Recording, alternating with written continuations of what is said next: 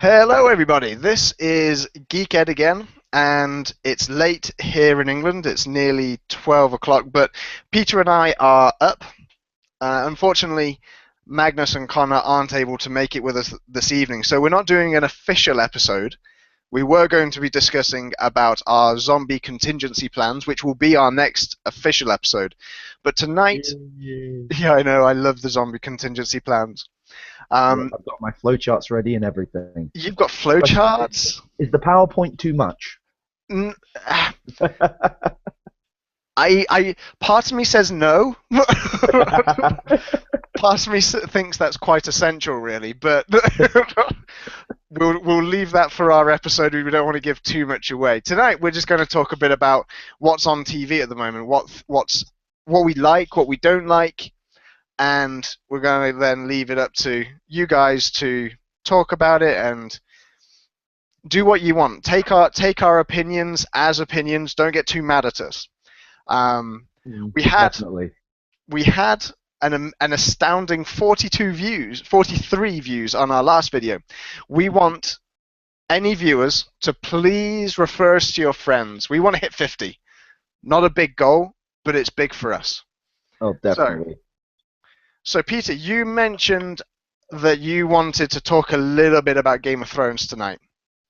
I do. Really, I've just been chatting a lot with about it with a couple of my other mates, and quite simply, it's just got me thinking about the show and what I'm thinking about it that works and what doesn't really. Yeah. Okay. How about you start off with what do you think works? Like, what do you like about it? Okay, now I'll be honest.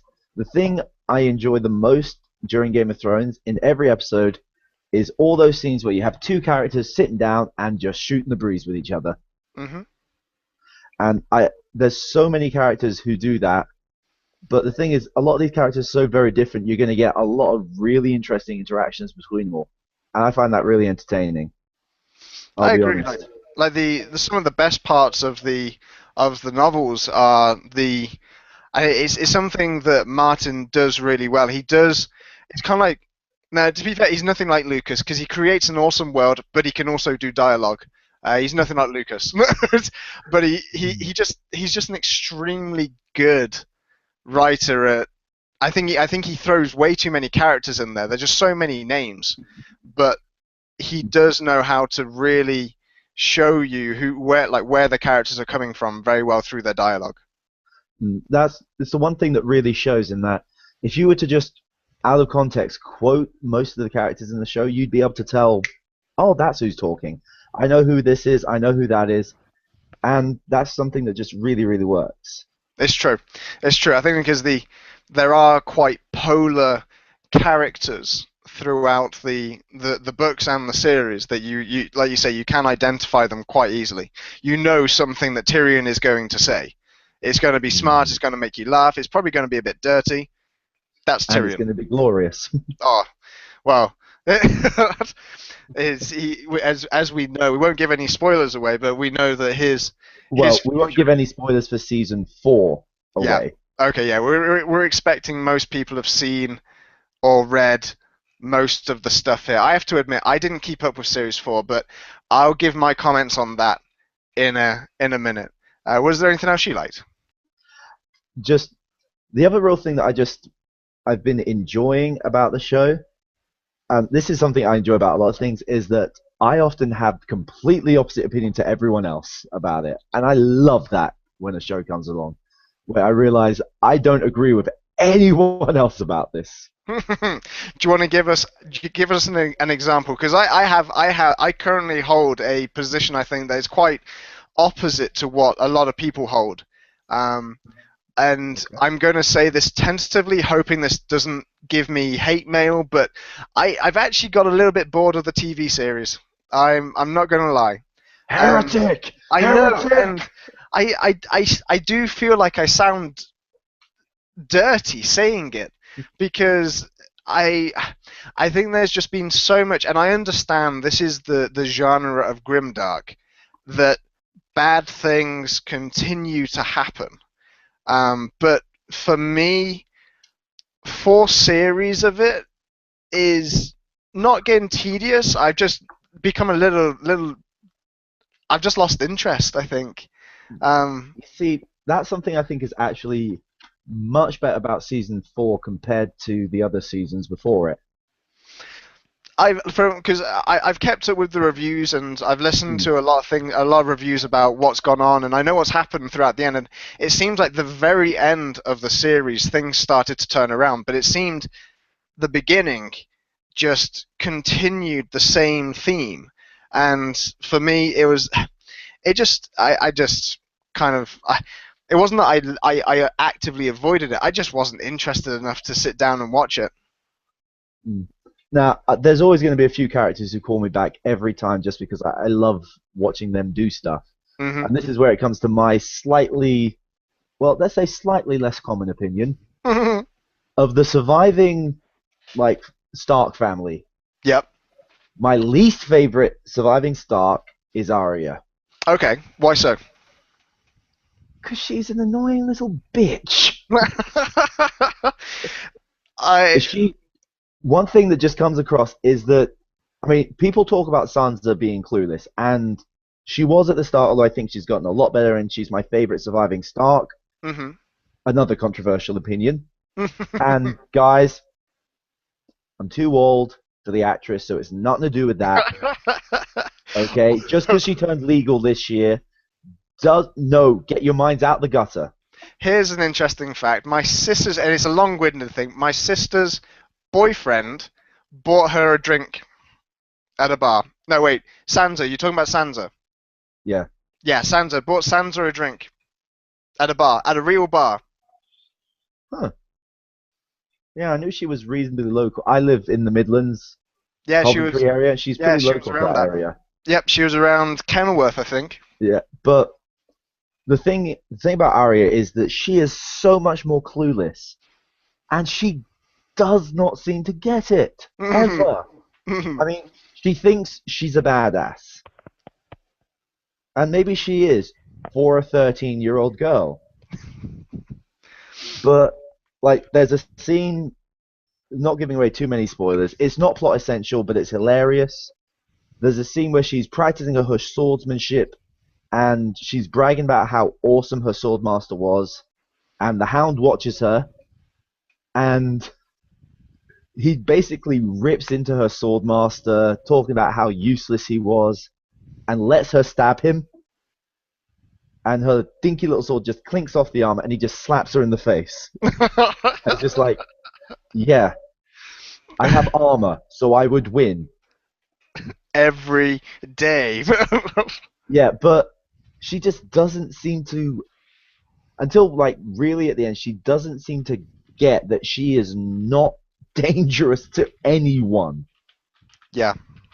And her naivety with that just it just really annoys me. And she seems to not learn her lesson ever, at least until recently. Whereas Sansa started out, admittedly, she started out worse, but she has learned her lesson step by step throughout the show. I thought. No, yeah, I can see, and I do get where you're coming. I exactly get where you're coming from with that because it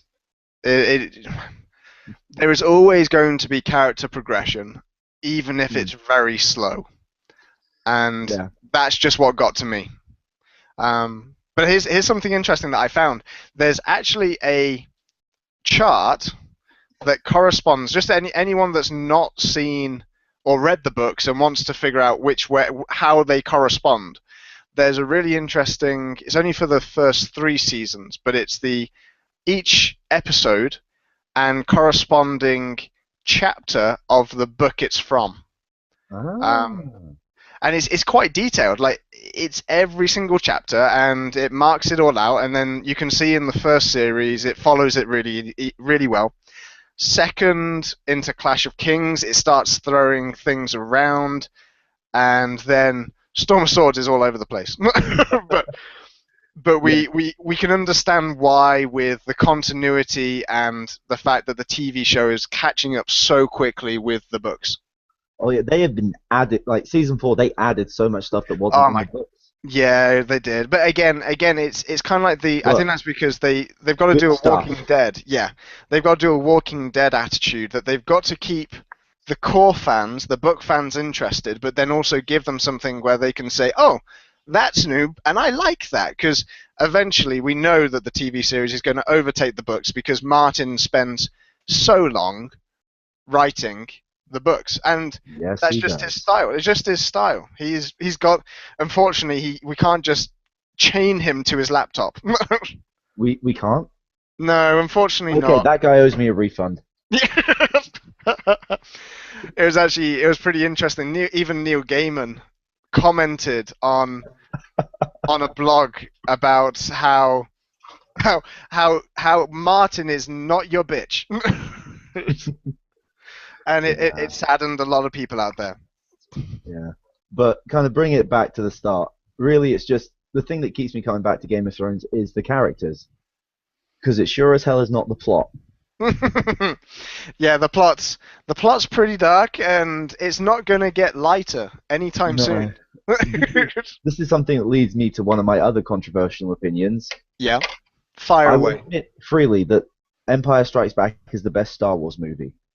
I'll admit No, that freely. Jedi's my favorite though. I can agree with you there completely. And like I think Empire Strikes Back is the best because mainly because the script is so much better because Lucas wasn't involved with it. He was recovering from directing Episode 4. Yeah. Now, okay, before anybody thinks we're bashing on Lucas or anything We're like not. that, We which love a lot of Lucas. people do, the Yeah, man, give the man a silent movie and he will produce something that's Oscar worthy. I am convinced of this fact. or just get him to do CGI. Just get him in for world building and get someone else completely different to do the script. No, seriously, no, he can write the script. Just give the man a silent movie. I would love to see a George Lucas made silent film because I think it would be epic. He knows how to use music and get it timed to the action and get it to evoke mood and how to make the visual. The man knows how to do visuals. He just can't write dialogue worth a damn.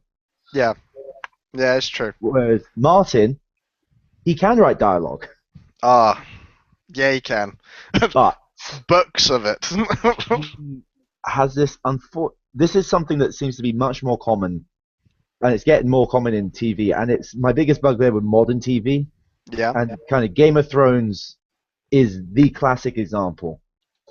Okay, I get it's a fun subversion when Ned Stark dies. You think he's going to be the hero, he's the obviously heroic, going to succeed character, and he dies. Yep. That's like, wow, okay, I can buy it. Then Renly dies, and it's just like, okay, that's depressing as all hell, but I can buy it. Drogo's dead, okay, depressing, Yep. but it makes sense. And there's darkness. There is a lot of darkness in the world. But then he has what it's been called sometimes Diabolus Ex Machina. Mhm. You know where Deus Ex Machina is, where they have this miraculous save. Yep. It's like there's this miraculous screw you over. Yeah. It is the antithesis. Yeah. And the classic example of that is the Red Wedding. Oh my goodness, the Red Wedding. The book or the series version. It's just all Yeah. Not that whoa. it's not. It's not that it's not believable. It is, Oh, it is. Yeah, completely. but it's just so unnecessarily dashing of the hopes of all of the heroes. Yep. Because I'll be honest, the only heroic character trying to do heroic things for the right reason left is Jon Snow, and Yeah, maybe Stannis, maybe.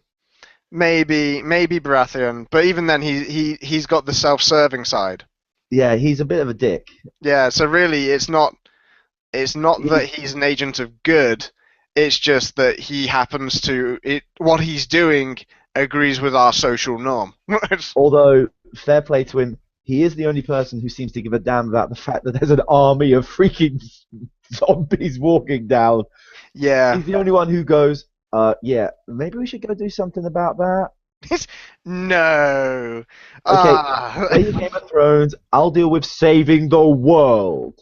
Back in about a month, okay? it is interesting, but it's also because like knowing the background to Game of Thrones, that it's based on kind of the British Tudors and Mm, loosely based around that portion of history. It it does stand to reason that, oh no, you believe in a superstition, you're crazy. And it almost like the Romans and the Celts, and the Celts being kind of like the White Walkers, that they would mm, just emerge out of nowhere, disappear, and half of the time the Romans were like, well, yeah, you're around, but we don't think you're that much of a big deal. We'll just yeah. build a wall and put you up there. Yeah, I can see that one definitely, and the wall was definitely inspired by Hadrian's Wall. Yeah, I mean, But there's so many mirrors. but you'd think in a world where you actually physically have the bones of the dragons, and your history is basically rooted on, yeah, dude rocked up on dragons and conquered us. You think they'd be a little bit more willing to accept the not really normal. Yeah, but to A be fair, little that's bit actually more. one. That was one thing that impressed me when I first encountered the Songs of Ice and Fire, was the magic, and the magic system is really subtle. It's not like a Robert Jordan or any of the other fantasy writers, where the magic is a predominant Yeah, aspect of the world and the world system. It's very much, some people could be in a position where they didn't ever see magic and therefore not believe it yeah, until they saw it for their own eyes. mm, yeah. I don't know. It seems too much that things arbitrarily go wrong for the good guys, and sometimes for dumb reasons. Yeah. I mean, Well, I compare this to another author. I'd say my my third favorite author, my yeah, second favorite fantasy author, David Gemmell. I love Gemmell. And if you have not read anything by David Gemmell, Legend. you are wrong. Read Read Legend. Legend, but more importantly, read Waylander. Yeah. Read Waylander and then read Wolf in Shadow, because John Shano is my favorite character in any book, bar none. He's awesome. I can agree with that completely. I've got nothing but the highest respect for Mm, Gemmell. And yeah.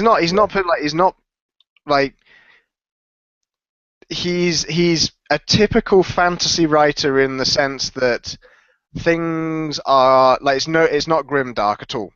It's But actually, I disagree with that. okay. Well, What's not so your much that it's not green dot. This is why I'd compare Martin and Gemmell. Gemmell writes very low fantasy. The worlds he argument? writes are usually very gritty, very grim. Yeah, There's a lot of crap in them. You read Legend, there is maybe a hint of magic, a couple of little bits, but not much. yeah. It's the telepathic ability of the monks, and But that's really about but it. that's just yeah. It's and a little magic on the native shamans, but that's kind of blunted by the monks, so Yeah. it balances out. And the thing is, it's not grim dark despite being gritty. Yes. There is a big There's difference. there's hope, and his endings are often very bittersweet. Don't get me wrong. Oh yeah, yeah. I mean, the endings to a lot of his books aren't exactly cheerful, yay, No, but there's hope in the stories, and that's the difference. With Martin, you don't really see where the hope is. no. And where, like, with all the mystery going on in the plot of the novels, it's actually, I've got a couple of ideas of how he might end it, but it's really up in the air as to what he could do to finish off the next. I believe it's two more books that he's got set. He's That's to the do, current plan, yeah. yeah, current plan of two more books, and hopefully he doesn't pass to the next to the great beyond before that. That's happened with a lot of authors, actually. I mean, it was Robert Jordan. I Jordan, mean, Robert Jordan and Gemmell both died writing their last books. yeah, yeah, And Douglas Adams died as he was planning his sequel to Hitchhiker's yes, Guide. yeah. He's going to Man, expand that. these It, authors need to pull their fingers out and start writing before they they just die. need to find something, find the Holy Grail. Let's keep these. Then we can give it to the good. We can let the good authors continue to write forever. Yeah, Karen Travis, no, you're not allowed this. Kevin J. Some, Anderson, stay away. yeah, No, there are no. definitely some people will say, no, we might move you forwards earlier And than let we will you. find Tolkien's grave and C.S. Lewis's grave, and Ah, we will literally pour everything in the vain hope we'll get them back. there's a chart that maybe we'll get them back. But to be fair, we can talk a little bit about novels now because I love novels. I love books, Mm. and but then the natural evolution. Like if we resurrected H.G. Wells today and Ooh. then try to get him to write again in today's society, I think the just as technology has evolved, our society and writing has evolved as well because it's all in context. He probably wouldn't get the nuances that we understand today. Okay, this is one of those times where I go up against the literary critic and I smash my head against him and say, "Stop being so pretentious." Not saying you are, Yeah, but okay, the idea that writing evolves, okay. the way they say it kind of suggests that it gets better over No, time. no, no. I okay. Maybe I my But it's definition just would not be a the way that it's phrased. We've yeah, changed. yeah. Our Okay, tastes have changed. yeah. I see where you're coming from, and I can agree with it. Yeah, there was a phrase I coined for this, and that is that. How did I put this? The exact wording was the very things we praise about a work were the things condemned in its time. Yeah. The very Mhm. things we condemn about a work were the highest of art for its day. Mhm. Yeah, I can agree with that. So, like, one of the points of, say, Roman ancient epics was that you could see the formation of Rome from the start. You could see the plot telegraphed from the beginning. Yep. That's something that they considered, yay, I want this. There's an episode of Star Trek which mentions a Cardassian set of novels where basically Garrett says the repetitive epic where you have basically the same story told again and again but with slightly different characters is for them the highest art. Mhm. And I think a lot of people get kind of caught up in this idea of the way we do things now is better than it was in the Yeah. past. No, I can see exactly where you're coming from, and I would agree that it's not better at all. It's just it's different, Yeah, but I it's why don't think Shakespeare has HG. survived. Yeah, I don't think H.G. Wells would be popular now, Yeah, maybe that's how I should have phrased it. mm, but I would love to read another book by him. I'll be honest. I would love to sit down with him and have a chat. Have you ever read the book? I'm trying to find it in my library. Um, the I've read H.G. a, Wells. I've read a The couple of stuff of his. The only one I can remember is The Time Machine. This one's of things to come. That's what it's called. Where's W gone? Yeah, because Um, he was really big into the whole basically take a technological idea and apply it to the world and just kind of see what happens. yeah, like here, and it's called The Shape of Things to Come. That's the one I've just found where it is, and it's his prediction of the next 250 years, and like he had an amazing grasp of an understanding of the political, socio-economic status of pre-World War II.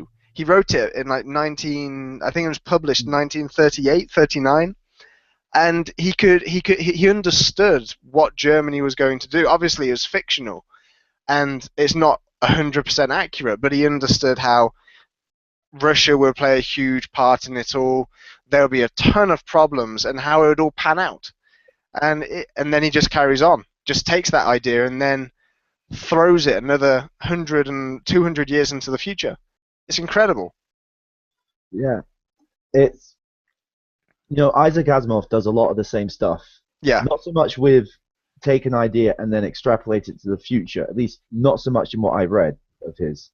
More take a scenario or a society, put it in a context, and see how that plays out. Yeah, well, like the Foundation series, the Roman Empire, Yeah, and its descent. but he has a great opportunity to comment on human nature as he does it. Yeah, And his psychohistory, I'll be honest, there's one aspect of it which I completely agree with. which I don't aspect? think you can mathematically predict people, but I completely agree with one of the underlying premises of it that people never change. Yeah, and I think what certainly like what I understand and have interpreted the oh, psychomathematics, psychohistory. Yeah, Psychohistory is more that it will never predict an individual or even a small group of people, but it has the ability to predict mass movement of society. yeah, And it's social psychology and social engineering taken to its illogical extreme. yeah, and but that also works because as humans we are very predictable at times. Yeah, Painfully and predictable at times. people get this idea that like people living 2,000 years ago lived such a different life, and honestly, all they had were different toys. Yeah, it's and the more and more I look into like certainly 50s and 60s sci-fi, and they imagine what 2020 looks like. Really, over the past, yes, there's definitely been a change and a progression in technology, but really things we don't have hover cars yet. We No, don't have faster than light travel. no. We still have to pay bills. I mean, what's with that? Surely Yeah, we shouldn't have to play like use money anymore. yeah, and scientists have been predicting the like, what's the term for it? That that moment where human technology basically becomes infinitely progressive. Yeah, like a technological like the modern Renaissance. Yeah, they've been predicting that basically forever and a day, Yeah, yeah. and it's It could not happen tomorrow, but we've just got happened. yeah. And And it, that's I, no, sorry, carry on. but I don't know that it will. Um, there are things that could fundamentally change human nature, and we do get some lovely stories that analyze that. But again, they just seem to be changing the way we apply the same thoughts and ideas. And sci-fi gives you a wonderful opportunity to, and fantasy give you a wonderful opportunity to examine that in story form, so you can really get at the heart of human nature. Yeah, And yeah. the authors I really love are the ones who start to do that, like your H.G. Wells's. Well, it's like yeah, the entire idea about the time machine of separate classes evolving and separating to the point where you actually get two different races, and how those two races have got to that point is believable and understandable. Yeah, Because and you just you take some of the other times when they apply all this stuff, like the movie Gattaca. Gattaca, It's a it's a really good film. It's an idea that's been explored in sci-fi stories since basically the first time people thought about the idea. yeah, Just well, even before we really properly understood genetic engineering, we had Star Trek exploring the idea as well. yeah, And it seems to be the common idea that once you have people who are actually quantifiably superior to everyone else, they're taken over and screw everyone else. it's like the idea of eugenics has been around for hundreds of years now, since since really the mid to early 1800s. The idea of genetic breeding to create not necessarily a superhuman race, but to refine the nature of man has been around for quite a long time now. It's not Well, we've been positive, doing it and with I'm animals for a long time. yeah, we've been doing it since year zero, really. It's Since we since the first time somebody realized, if I take the really big horse and I take the horse with the really fast running, and they have babies, I might get a well, I really might big, just get fast horse. brilliant. Yeah, since forever and a day we've been manipulating our pets. Yeah, well, dogs, So, cats, so the cattle. idea of and genetic engineering, they explore it in sci-fi, and I think the general consensus is it basically does the exact same thing. It's just with a new toy. Yeah, Instead of saying oh, the smart people have kids and so have smarter babies. It's and we will tweak this and this, and your kids will be smarter. Yeah, Yay! yeah, I agree, and I really enjoy. I think I've been more drawn to sci-fi. I've read a fair amount of fantasy, and I think that's because my dad was really into his fantasy, but he kept his sci-fi kind of not hidden away, but it was something that I just wasn't too interested in when I was a teenager. But now I'm really enjoying delving into the huge world of sci-fi. And yet, I will always and forever be a fantasy fan first. I love both. The more I don't know, I I can I yeah I think I'm just maybe it's a phase. I'm not entirely sure. It might be, might not, but this is this is something we disagree on. So yay! Yeah, something we're But allowed to disagree. Oh, whoa! no, no, no. Believe it or not, even on the internet, people can respectfully disagree about a point, I know and it it's can yield weird. discussion. It's true. It's the haters out there. If you feel inclined that you've got to then go and say that everyone else's opinion is stupid, then good for you if that's the way you feel. Yep, I'll just But be ignoring you from now on. exactly, exactly. I'd rather have an interesting discussion than throw someone else's opinion down the pan. Yeah, anything that exists just to end discussion, I hate that sort of term. But for me, with fantasy, why I like fantasy so much, why I prefer the fantasy authors, why my top three favorite authors of all time are probably C.S. Lewis, J.R.R. Tolkien, and David Gemmell. They're all fantasy. Hmm. And whilst I think sci-fi and fantasy are fundamentally the same thing, I have an essay about that.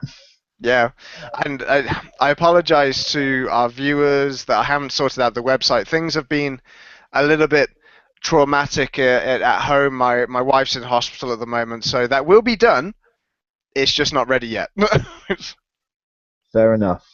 But yeah, for me, I like fantasy just because I love the new worlds it creates. And I think for me, it just speaks more fundamentally to the human condition and human nature. Hmm. And the reason I like Tolkien so much is because the only fantasy author in a long time I've met who can actually write epic and myth properly. Yeah, that makes sense. And myth, to me, is where it comes from. Yeah. And is that story that's not about. Now, there's bad sci-fi and there's good sci-fi, obviously, but for me, a lot more sci-fi seems to be about look at the cool, shiny stuff that we can play with, and look at, oh, wow, this is Hmm. awesome stuff.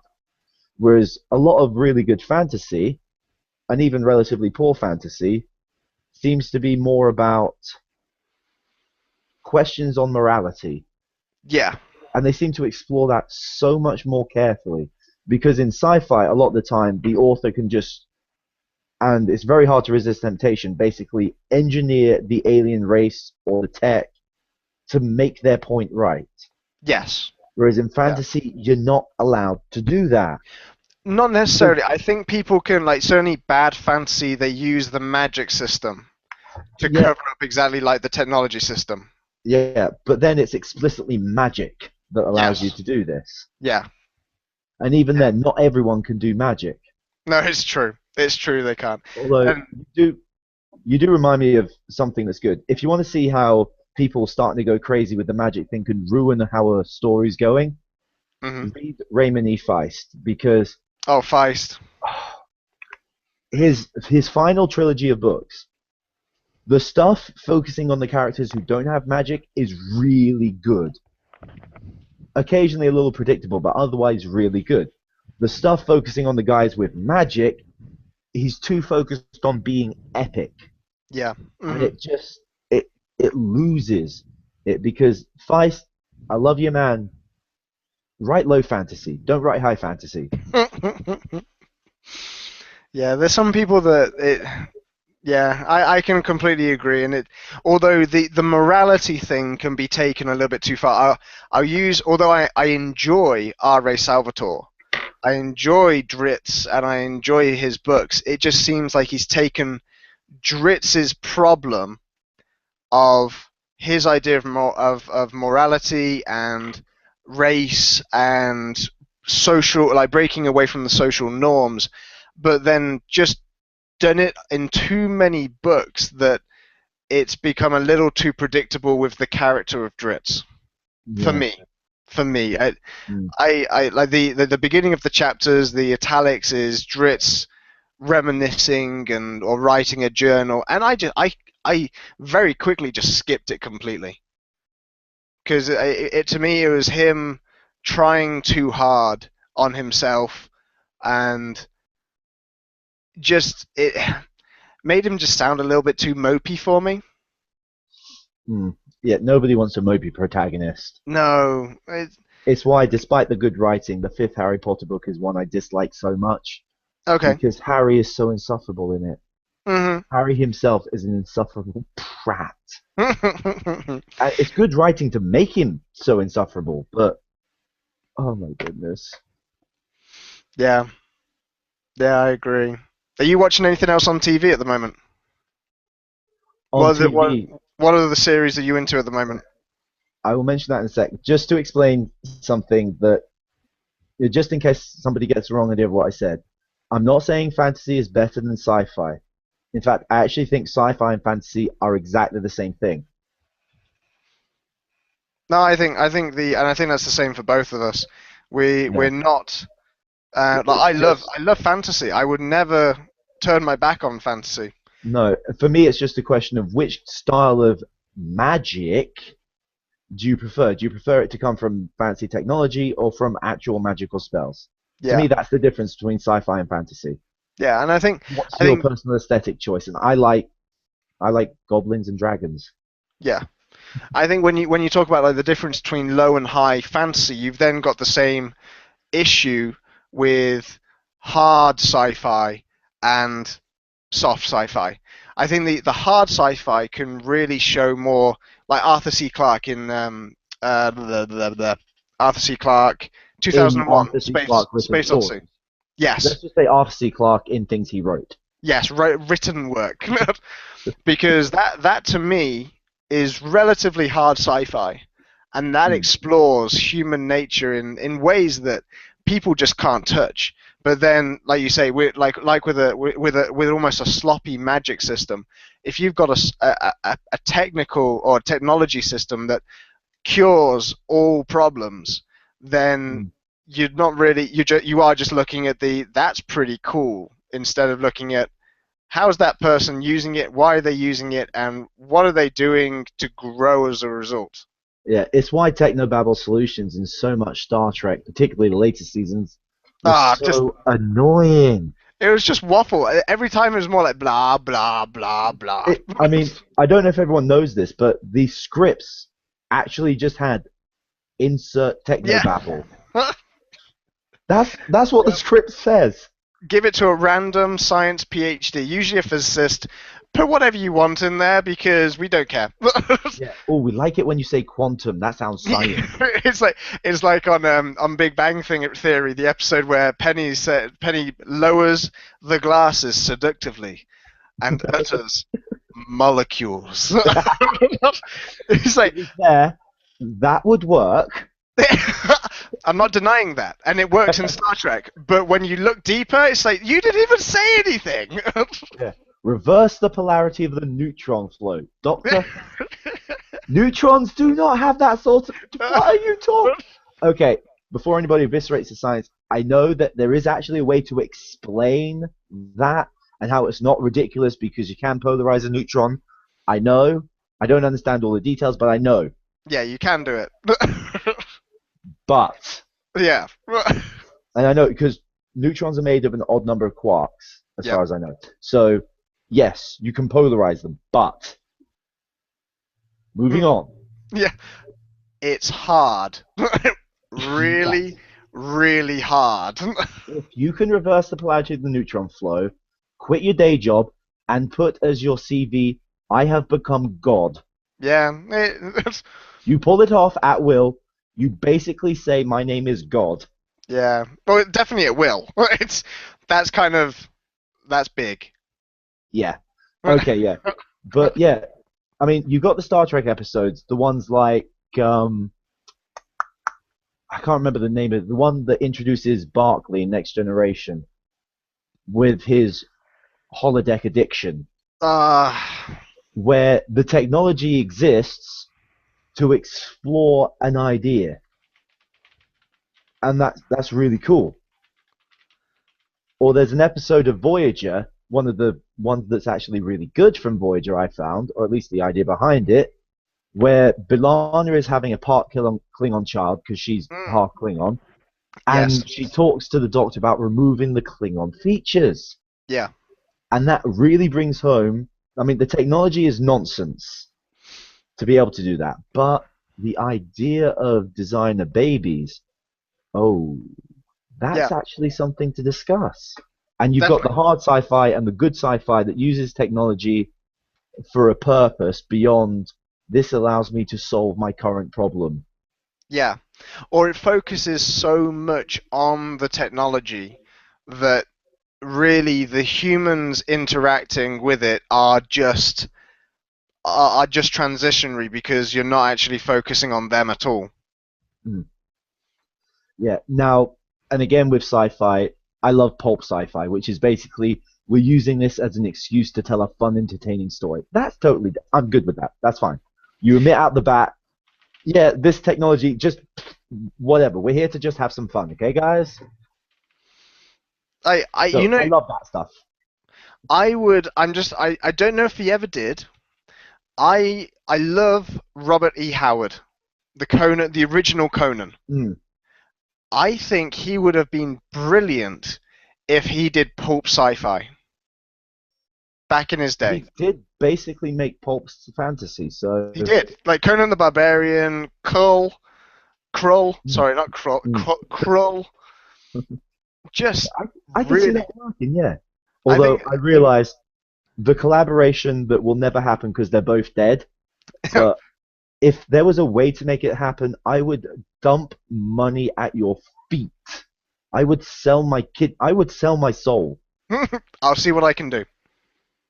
Get H.G. Wells to write a collaborative story with Isaac Asimov. My goodness, that book would, Oh my! I a lot of people think they're a bit dry. I say nuts to you. I will heap money at your feet if you can provide me with that. yeah, Just like if you can somehow get Neil Gaiman to write a collaboration with H.P. Lovecraft, I will give you what you my, asked me for. yeah. I mean, to be I fair, will. Gaiman and Terry Pratchett, they did a good tag team, Yes, but just imagine but Gaiman with an author who Lovecraft, writes, yeah, in that gothic horror style. Oh my word.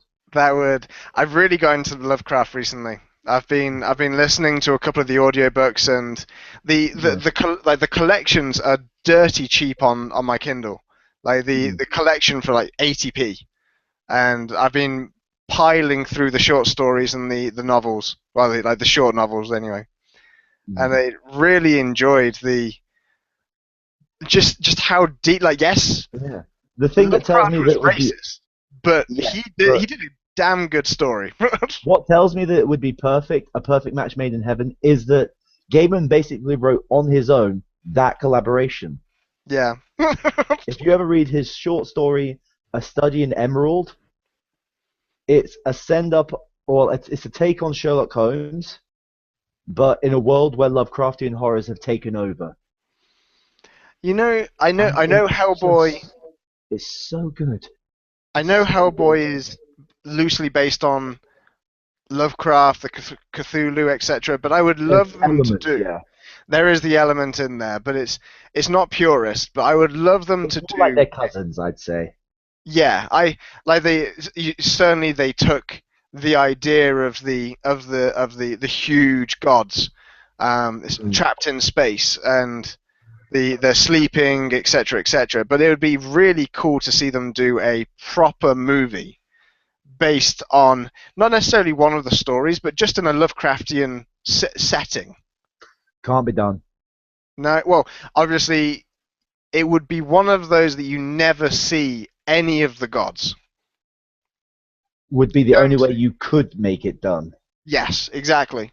But and it would just be that implied threat that you know they're there, kind of not even more subtle than what they tried in Lord of the Rings with the Eye of Sauron, even less than that.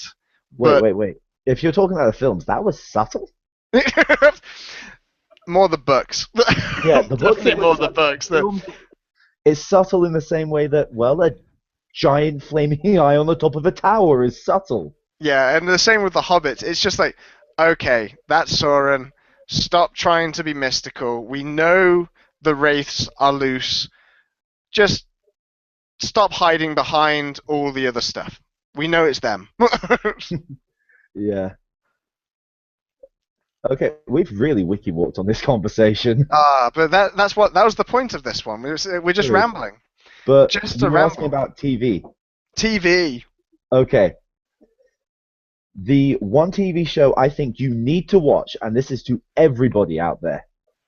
You listening, Everybody out everybody? there needs to watch this TV show if you're not already. Legend of Korra. You mentioned that last week, didn't you? I'm saying So it again. okay, Watch it. so is it related to Avatar: Last Airbender? Sequel series. Ah, cool. So the first season of Korra, we're on season 3 now. First season is set about 70 years after Last Airbender ended. Okay, Aang is dead, and Korra is the new Avatar. nice. Okay, And it starts with that. First season, really good. And originally they thought that was all they were going to have. okay. Then, just about after they'd put it in the can and they'd finished, and they were just like, great, we're done. Brilliant. That was a good show, guys. That was oh, Mr. Executive, come in. Yes. Season 2. Okay. Um, 3 months. Basically, they had no time to make season 2, and they had no warning they were going to. And they basically wrapped up everything so they had no plot for season 2 either. And Okay. so they had to pull that entire season straight out of their nethers.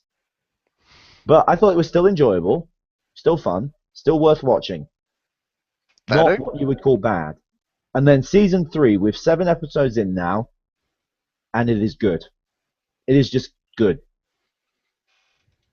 There's no other way to describe it. It is just consistently very good. I'm gonna have to check it out. I can't comment because obviously from my questions I've not seen it.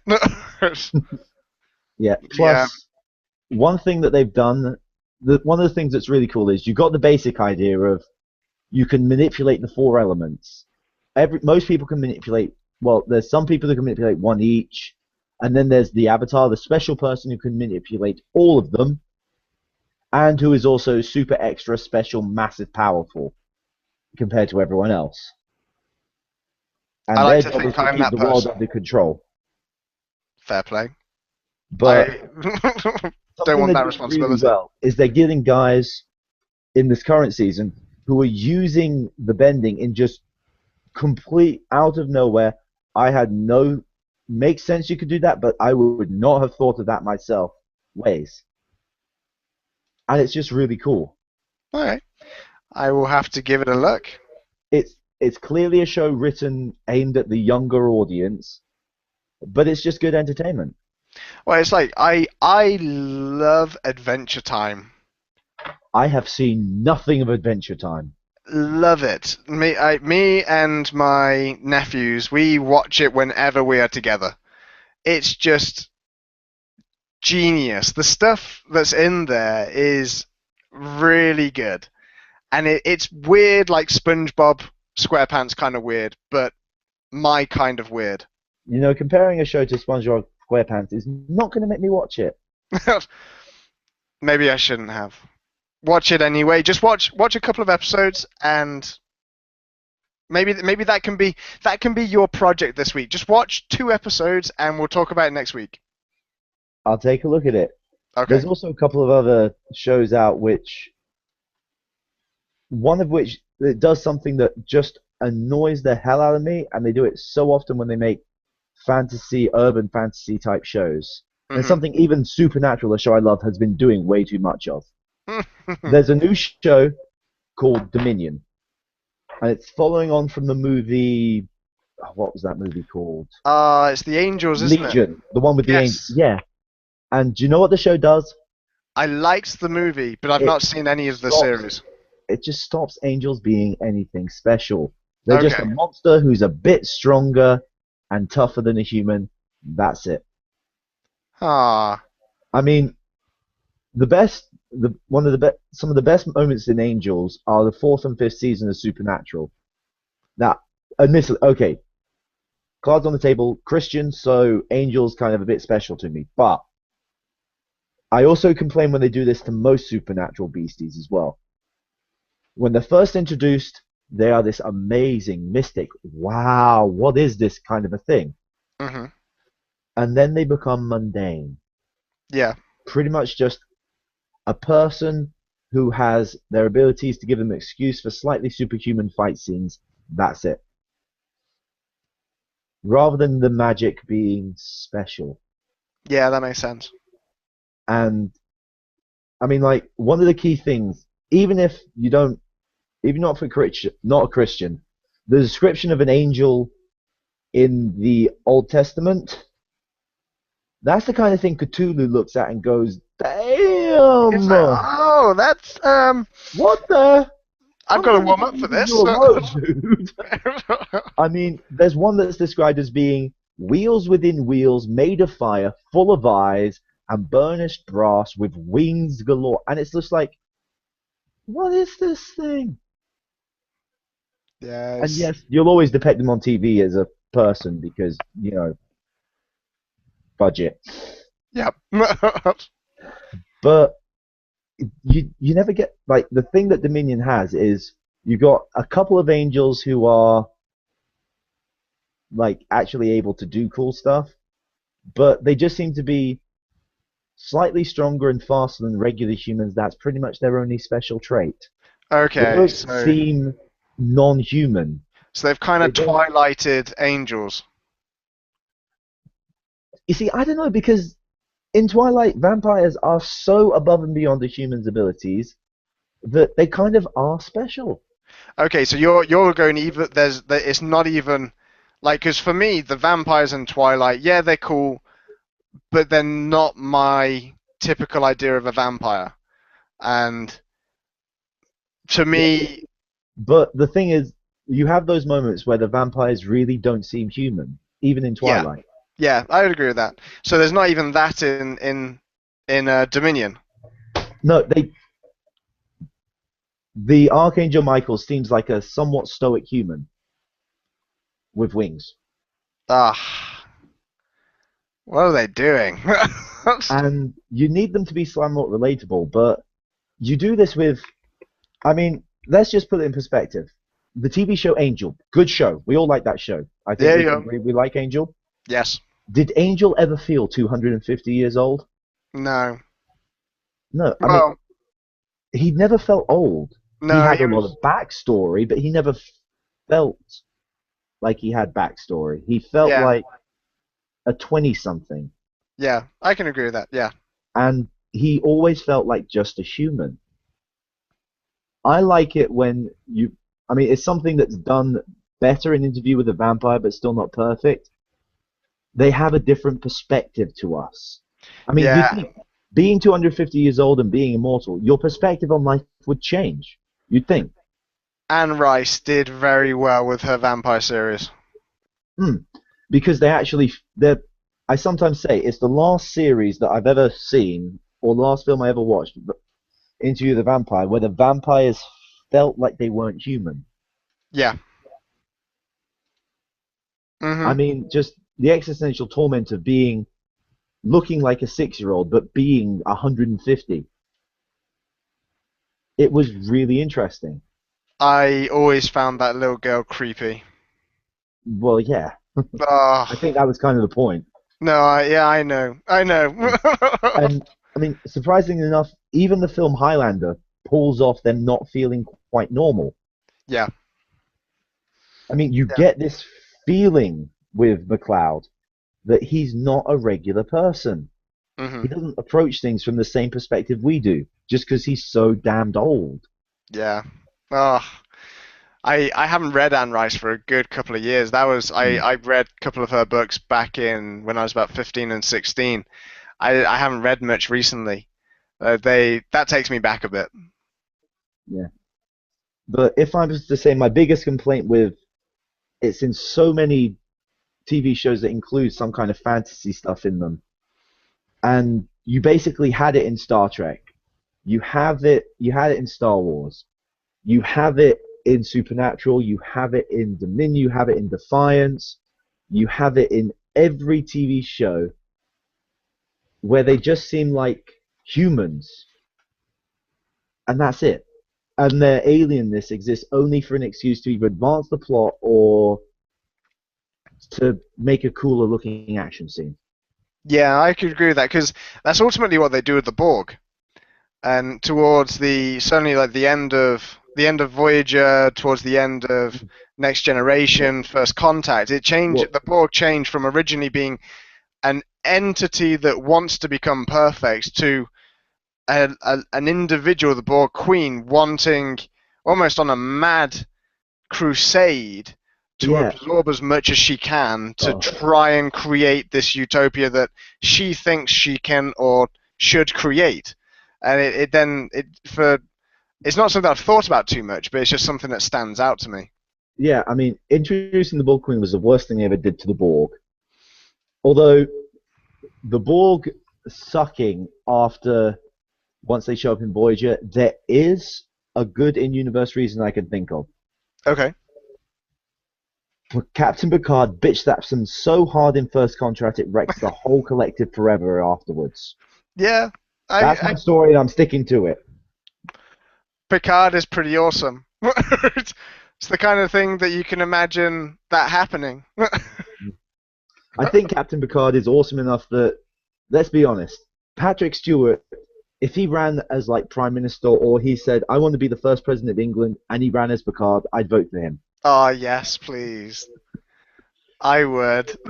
I mean, hell, I say this: the only man in the world, well, there's two men in the world who could ask me out on a date, and I'd say yes.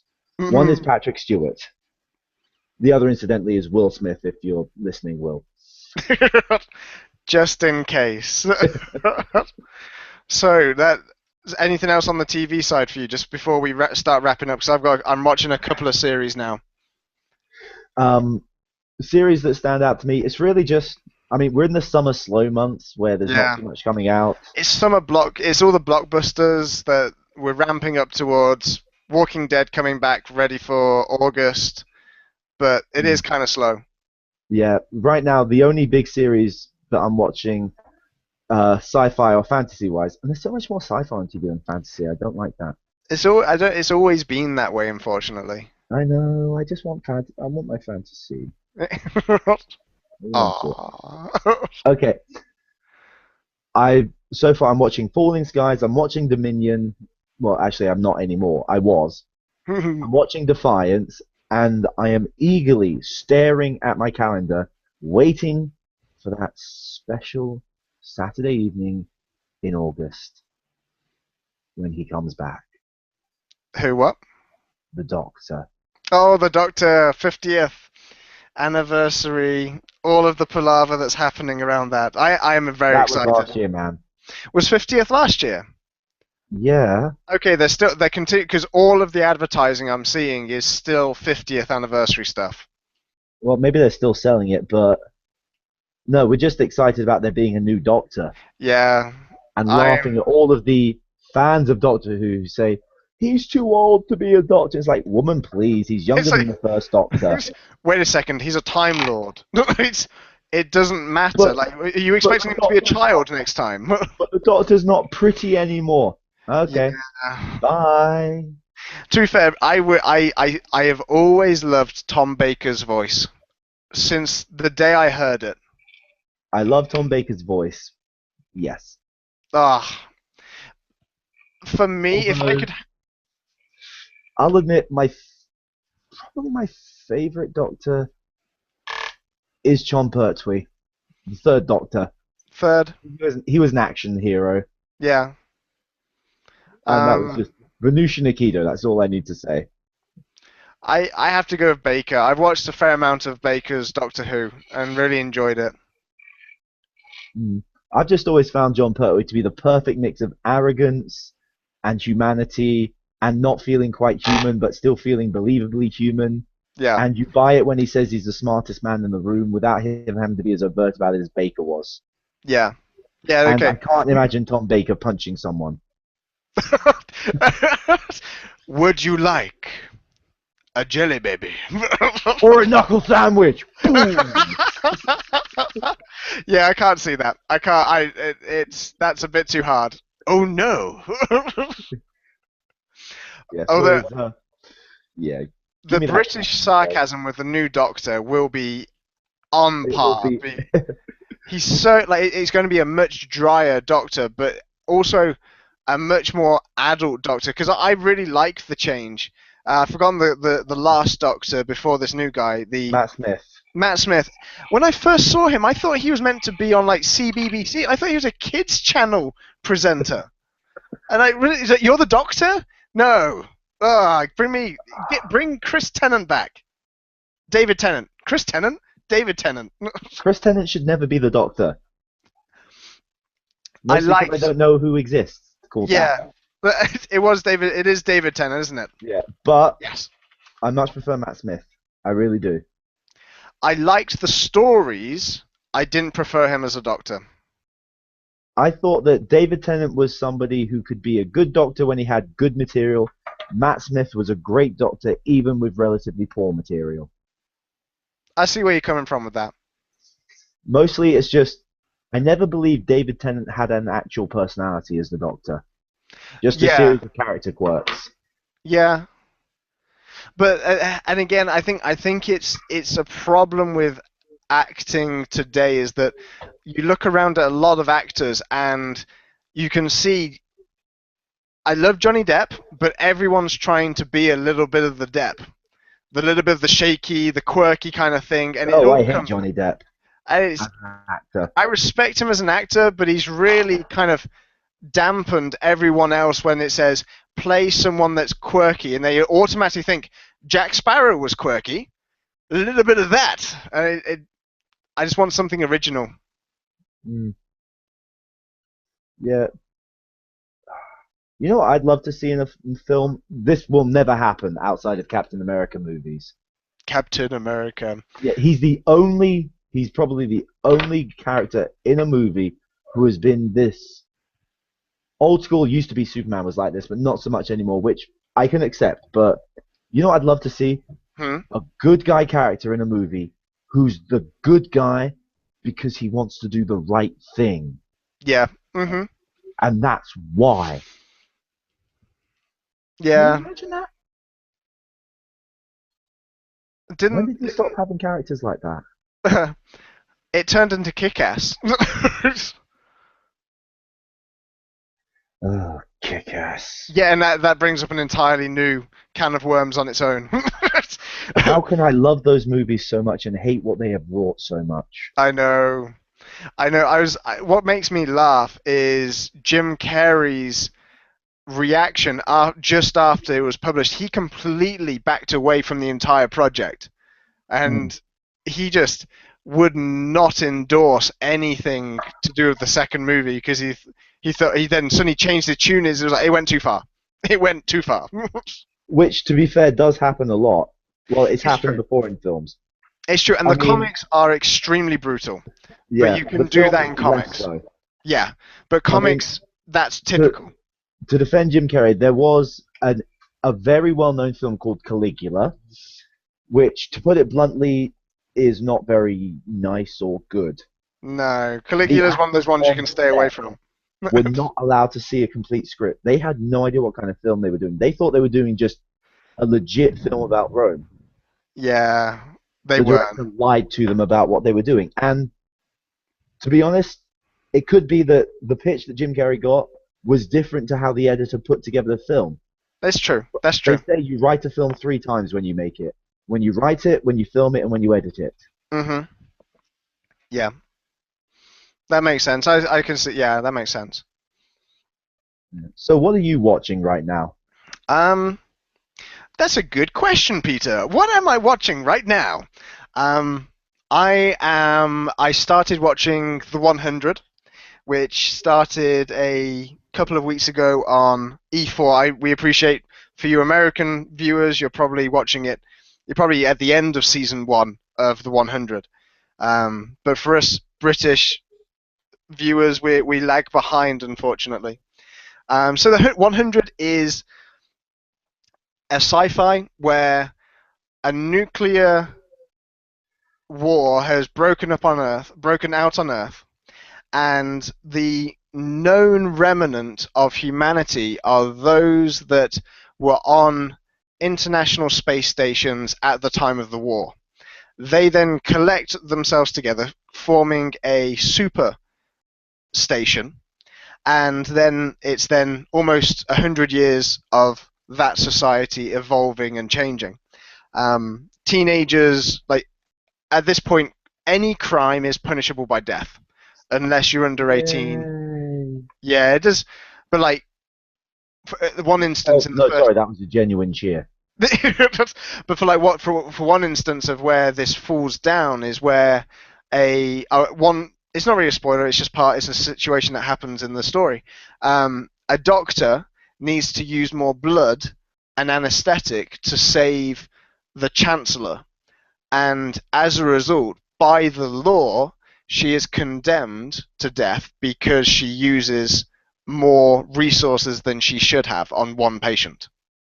Ooh. And it brings up a very interesting argument that we could explore at some future point. But it then brings in like how can you really survive? Can humanity survive in this kind of situation?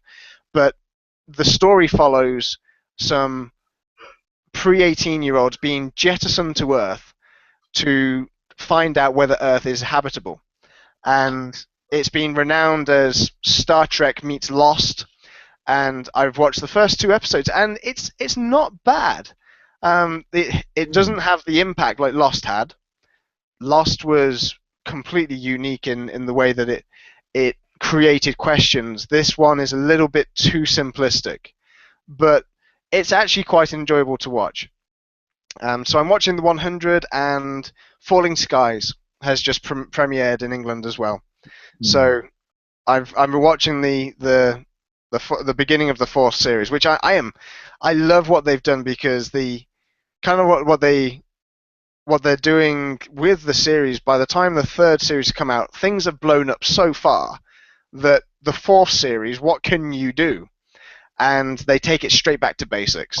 I'm really happy with how they've divided the group, and it's jumped ahead. There'll be flashbacks. There'll be plot twists that come in between everything, and I'm excited to see where they're going to go with the new series. But Hmm. that's me. That's me for TV at the moment. But yeah, it's good. I'm enjoying TV. Cool. About the 100, Hmm. simple question. Yeah. Are the characters who are the main characters of the show assholes? Um. Because for me, that makes or breaks a show. Like the TV show Misfits was a show I found really interesting, Hmm. and I could tolerate it up until the end of the third season. I never watched Misfits, so I'm not entirely sure. But After the after the third season, I could not stand that show okay. No, to answer your question, no, because I hated the people. the main characters aren't jerks. The main protagonist is a a young woman. She's about 17, 18, who her mother is like her parents are quite integral to the overriding plot line of the series. And she just so happens because she needs to be shut up, she's put away into solitary confinement and then jettisoned off. But there are some jokes. Obviously, you've got the bad guys, and they're trying to put across that they've got very deep storylines where, in fact, they're being adolescents. they're, they're I can accept typical that. they're typical adolescents doing typical adolescent things, and in that respect, it's very believable. some of the situations, you can see them happening. Boys want to show off. Boys with a gun, that's a dangerous that's a dangerous mix because they're Wait, not wait, going to. Guy, are you suggesting that guys show off in order to impress girls? Ah, you mean we don't? I think you What? may have just solved the whole of male psyche. Barring gay men, yes. I'm Pretty sure they much have everything the. we do, ladies, is us trying to show off to impress you. Yeah, Pretty much everything.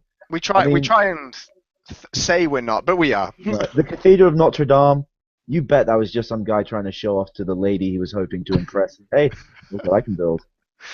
I built that. Oh Stonehenge yeah. originally, I bet that each stone was just hauled there by a guy trying to convince the lady, me be able to pull big stone. So if we're with this argument, is the Eiffel Tower a French man heavily compensating? No, it's just a French man trying to say, hey, does this remind you of anything? I realized I had to scale down the statue, but still. I like it. I like your argument. It follows a certain logic. Of Oh course. my. Well, I guess we're up to nearly an hour. I think we've gone on long enough. Yes, we probably have. But I've really enjoyed just having a bit of a ramble. We'll get the rest of the gang together and we'll do our proper episode. Yes, which will Um, probably not be an hour long. no, we won't. This is a rambling. We'll make sure that make sure that everyone knows this is a ramble. But come find us on Facebook. We're Geeked. Come find us on Twitter. We've got a Patreon um, the page. It's getting late. My brain's starting slowly turning off.